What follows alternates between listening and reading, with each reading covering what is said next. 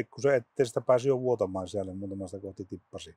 Ja se oli se viimeinen niitti sitten tulee kattoremontille.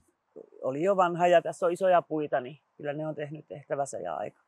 Huomasin tässä kesällä Restakin mainoksen sitten ja laitoin sitten sinne tarjouspyynnön, että päästiin tuossa hieroon kauppaan. Ja kyllähän tuo oli aina positiivista, että nehän kävi pojat aina kertoo noita vaiheita. Ja sitten kun oli näitä sajepätkiä ja muita, että siirtyi muutamalla päivällä, niin nehän ilmoitti kyllä siitä. Ja ei otettu turhia riskejä. Niin, siinä oli yksi satteen uhka, kun piti tulla tekemään kattoa, niin siirrettiin se sitten eteenpäin heidän toimesta. He pitivät ajan tasalla, mitä tässä niin kuin milloinkin tehdään. Että siinä oli itsekin niin kuin kärryllä, että missä mennään. Ja toki oli silloin puhettakin, että jos sillä pieniä korjauksia löytyy, kun vanha katto puretaan, niin ei niitä niin kuin laskuteta niitä pieniä korjauksia, että ne tehdään siinä samalla. Olettaisiin, että tuo tuuletus on tuolla välipuheella parempi nyt, kun sinne tuli noita kerroksia lisää lautoja, että sinne saatiin sitä tuuletusta paremmaksi. Niin.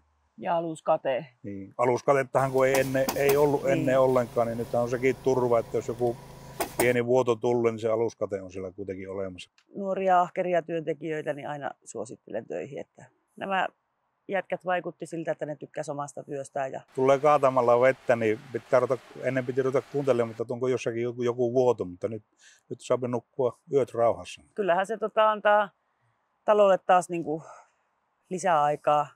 Se on 50 vuotta tuossa tököttänyt, niin menee varmaan seuraavatkin 50 vuotta taas eteenpäin.